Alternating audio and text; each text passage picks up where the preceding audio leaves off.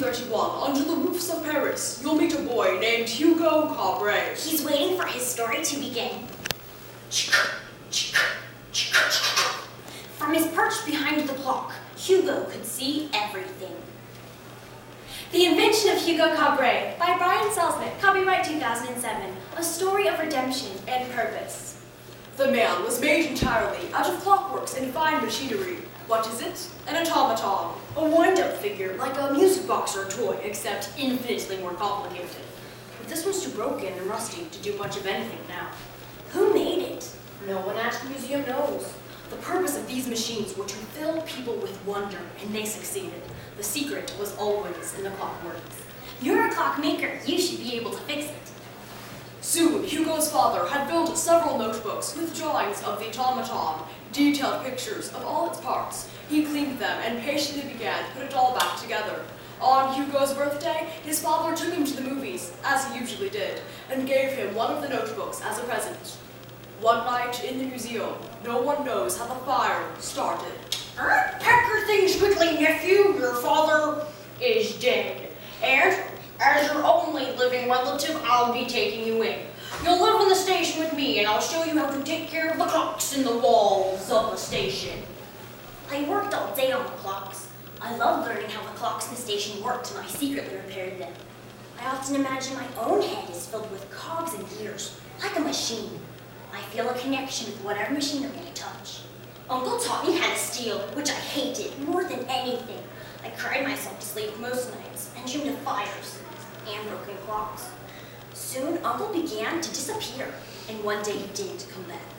Everything in his life had been destroyed. He had no one. Even the automaton was dead. From his perch behind the clock, Hugo could see everything. Be patient. I need those toys. The old man in the toy booth was arguing with a girl about Hugo's age. The old man looked agitated today. Had he figured out some of his toys were missing? I need those toys. Thief! I finally got you! Someone call the station inspector! Now, empty your pockets. Who did you steal this notebook from? It's mine. I didn't steal it. What is your name? Hugo Cabret. Give me back my notebook. It is no longer your notebook. It is mine. Perhaps I will burn it. No, you can't burn it. Giants, get out of here, little thief, and pick up your feet. I hate the sound of shoe-heels ticking. He just had to get the notebook back from the old man so he could finish his work. Who are you? Your grandfather stole my notebook. I have to get it back before he burns it. Papa George? Listen, I'll make sure he doesn't burn your notebook. Go back to the toy booth tomorrow and ask him for your notebook again. I don't believe that you burned my notebook. I thought I might see you here today. Hugo Cabret, be useful. You'll come to the toy booth every day, work for each of the items you stole. I already have a job. Thief is not a job title, boy. I started looking for your notebook. You better not look inside it. If it falls open and I have to pick it up, I am not going to close my eyes. Do you like movies, Hugo? My father always took me to the movies for my birthday. Papa George won't allow me to see any movies. Why doesn't he want you to go to the movies? I don't know. Hugo, I don't know anything about you. If we're going to be friends, then I should know about you. Where did you get that? Why are you so interested in my key? Goodbye. Hugo's fingers were capable of the most surprising things. He found that with a hug goodbye, he could make Isabel's necklace disappear. He managed to finish fixing the mechanical man. The only thing he needed was the key. My key! You stole my key! Why would you steal my key? Where is my key? That's what was drawn in your notebook. What's going on? My father made it before he died. Why would my key fit into your father's machine? That doesn't make any sense. I don't know. I just knew your key would fit when I saw it. What happens when you wind it up? I don't know. I've never had the key before.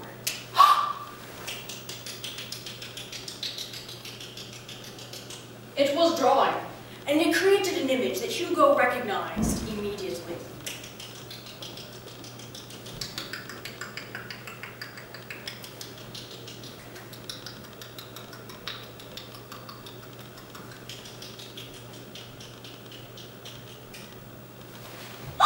That's Papa George's name!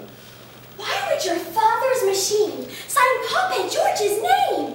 Hugo, this isn't your father's! Yes, it is. Then why did my key fit into it? I don't know. The notebook. It was my father's notebook. He drew it.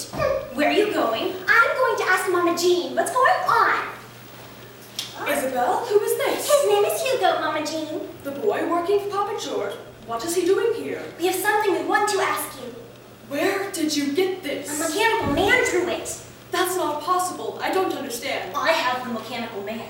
But that can't be. I fixed it with pieces from your husband's toy booth, and I wound it up using Isabel's key. Key? What key, Isabel? My key! I'm so sorry, Mama Jean. It's the only thing I've ever taken. I just thought it was pretty.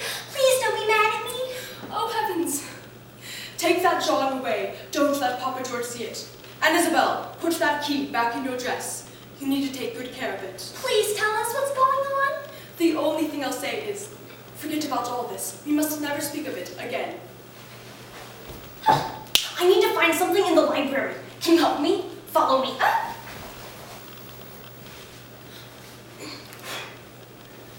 The Invention of Dreams, the story of the first movies ever made. The filmmaker, George Méliès' most famous film, followed a group of explorers as they flew to the moon. If one day in the future mankind is truly able to fly to the moon, we will have George Méliès and the movies to thank for helping us understand that if our dreams are big enough, anything is possible. Unfortunately, George Méliès died sometime after the Great War. And died? He's not dead! Papa George made movies? I can't believe it. But he won't even let me go to the movies. My father saw this movie when he was a boy, A Trip to the Moon. He described this scene to me. I recognized it when the automaton drew the picture. Why did Papa George stop making movies? How did he end up at the train station?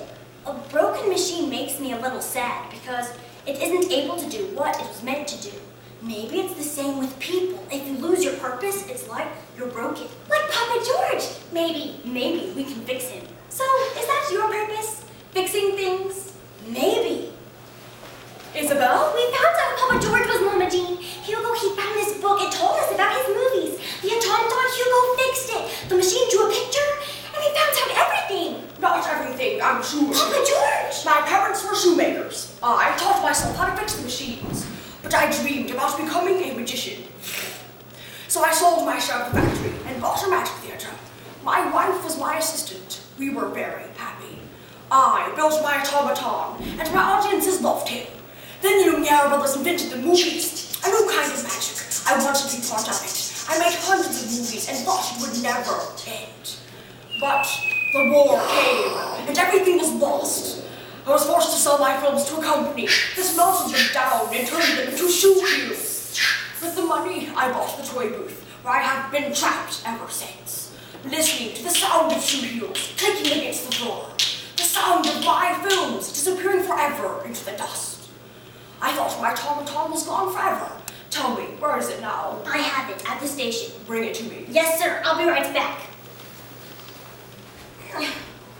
Caught you thief! Let me go! The only place you're going is prison! Take your hands off him!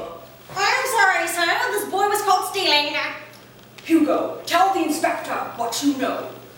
The timekeeper was my uncle, and I was his apprentice. He disappeared a while back, and I've been taking care of the clocks ever since. You have been keeping the clocks running in this entire station. But what's that thing you were stealing? I wasn't stealing. I dropped it. It's broken again. Between the two of us, we can have it fixed up pretty quickly. You are coming home with me. You can't steal something that you already own. That machine is his. Now, it's time for us to get out of this station. Somewhere a clock struck midnight, and Hugo's features seemed to fall perfectly into place. Time can play all sorts of tricks on you. In the blink of an eye, babies appear in carriages. Coffins disappear into the ground. Wars are won and lost. And children transform like butterflies into adults. That is what happened to me. Once upon a time, I was a boy named Hugo Cabret, and I desperately believed that a broken automaton would save my life. Now that my cocoon has fallen away and I have emerged, I can look back and see that I was right. In that moment, the machinery of the world lined up.